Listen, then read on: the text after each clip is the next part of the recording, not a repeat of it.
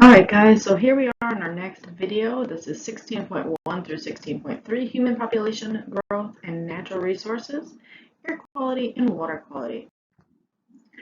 Our key concepts: as human populations grow, the demand for Earth's resources increase. And fossil fuel emissions affect the biosphere. Excuse me.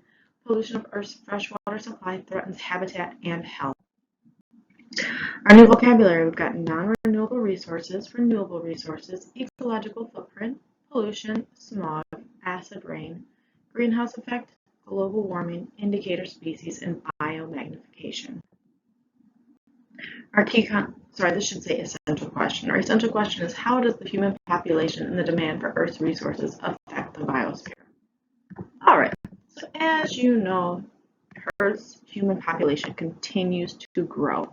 And Earth's human carrying capacity is basically unknown. Remember, carrying capacity was how many individuals of that population can be sustained in that ecosystem.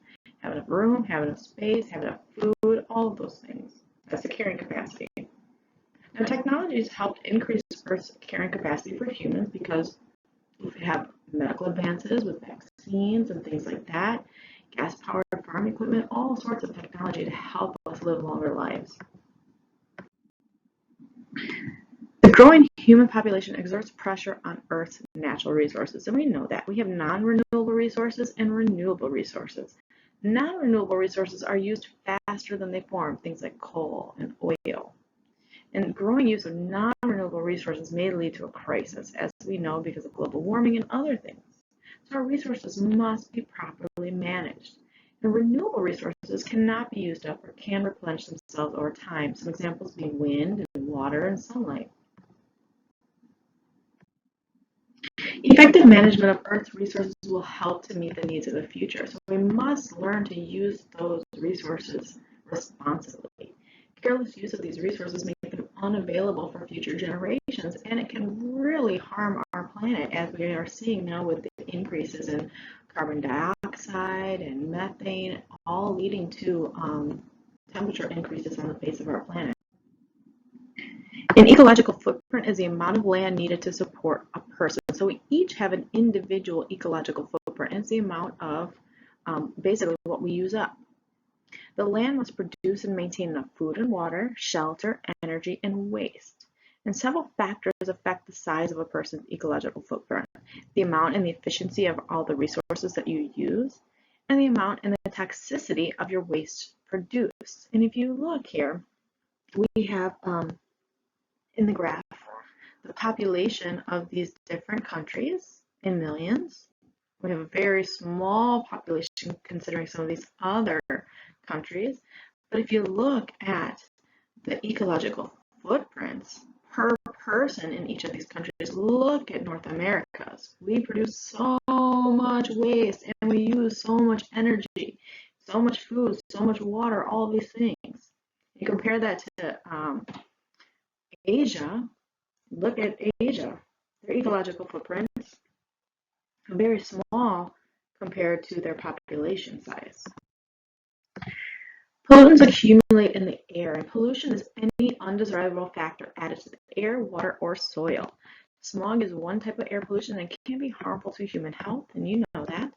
Acid rain is caused by fossil fuel emissions, and it's produced when pollutants in the water get into the water cycle, or pollutants that are in the air get into the water cycle, causing that rain pH to drop. Remember, lower the pH, the more acidic something is.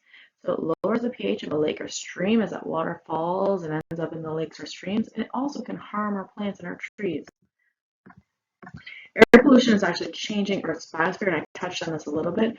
For the levels of atmospheric carbon dioxide rise and fall normally over time, but high levels of carbon dioxide are typical of Earth's warmer periods, and ours is really, really super high right now. So we're going into a warm period.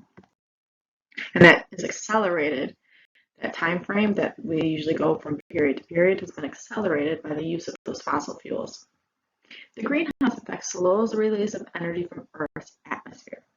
So sunlight basically penetrates Earth's atmosphere, and then that energy is absorbed and then re-radiated as heat, But because of this greenhouse effect, it is not being released as quickly.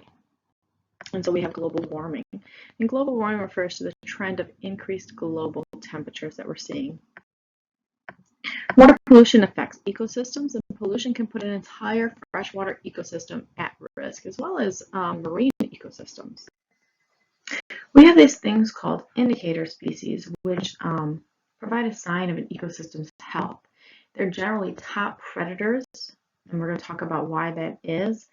And then amphibians as well, because they are very acutely affected by pollutions and toxins. So we have this thing called biomagnification. This causes accumulation of toxins in the food chain. And so pollutants move up the food chain. Predators eat contaminated prey, and then at each level, each trophic level in our food chain, it accumulates into, so it's a higher amount. So our top consumers, including humans, are the most affected by toxins that are found in the things that have been eaten down further in the food chain. And we're actually going to watch a video on that biomagnification, but that's what indicator species are usually our top predators. So they're the ones that have trouble first. So anyway, we're going to watch a video about biomagnification. We're going to do a little worksheet about that, and then we are going to move on. All right, guys.